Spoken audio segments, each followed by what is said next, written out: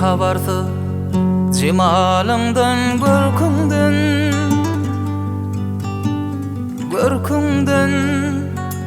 sen yakınsan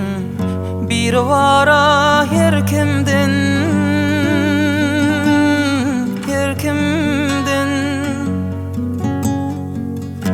biz gideriz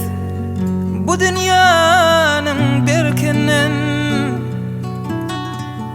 berkinden kolumuzun tutaveri son halla merhabeya ey Muhammed sallallahu hatalı bir yol yitiren yol olçu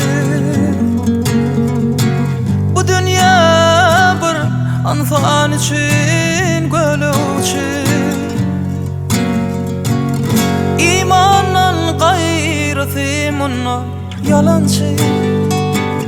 mahşerde yardım et bize son halla merhabeya ey Muhammed sallallahu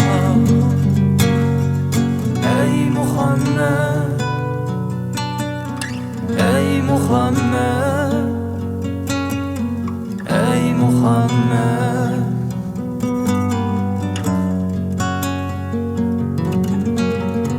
ey Muhammed ey Muhammed ey Muhammed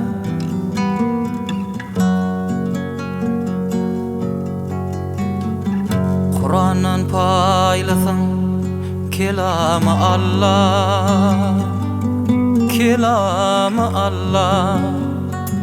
mahşarda yarani Musulman binne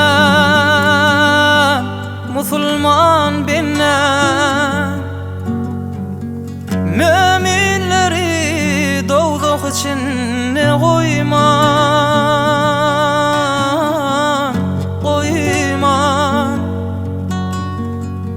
şefaat eyle vur barça son halla merhabeya ey Muhammed sallallahu ay Muhammed riya etme amalım yalan için oynamasın kalamın kim için benim esas dileğim yaran bolgun kimmelere son halla merhabeya ey Muhammed sallallahu merhabeya ey Muhammed sallallahu